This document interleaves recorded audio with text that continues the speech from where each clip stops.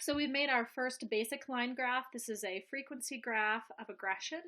And what we want to do now is make graphs for SIB and disruption. There's a really fast way to do this so that you don't have to format each graph again. We're simply going to select our entire graph of aggression. Again, make sure it gets that blue line around it there. Control copy, control paste. And now we just want to resource this data so that it's coming from column C instead of column B. So again, if you click once on your data path, you can control command click in order to source it, or you can go up here to chart and source data. So we're going to change our name to self-injury. And instead of taking from column B, we want it to take from column C. So when I click in here, I'm just going to change the B to a C. Obviously, our horizontal axis will stay the same because we still want the same dates. And then hit OK. Now you can see this is sourcing column C with the same dates. Then you just want to change your chart title name, so just click on that. It's a text box.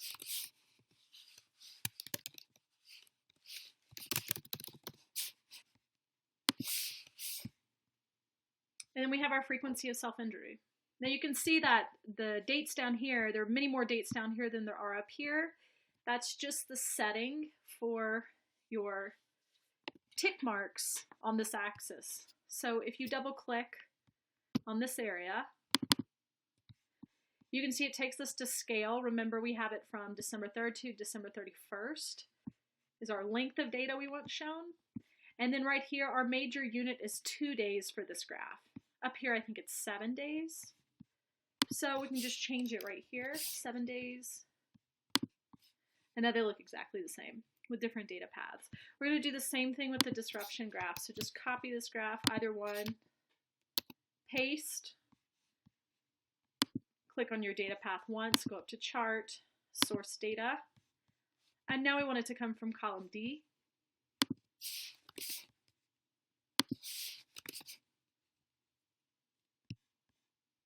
And we want to change our name to disruption.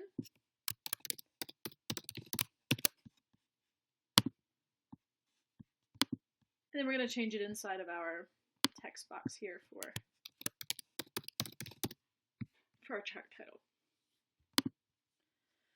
So now you have all three graphs. A really easy way, once you've made your first one and formatted it the way you want it, is to just copy paste and be able to resource that data.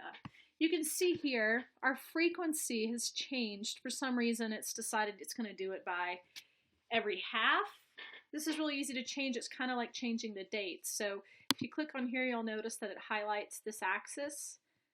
Double click, and right here on our scale, it tells us that our maximum unit is 4.5, so that's going to be the top of our graph. Our major unit is half, and I just changed this to 1. Those will give us whole numbers there. And we may want this graph sourced to what our final goal is.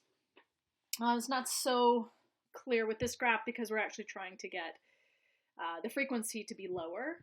But if this were a skill acquisition graph and we wanted someone to have, 20 responses, you can always change this so that it at least shows what your ultimate goal is. So the maximum here we could change to 20. And you can see that it's going all the way up to 20 now.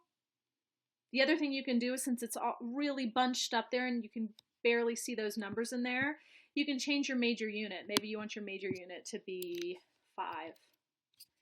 And then it's going to do them by 5s. So it's a cleaner graph.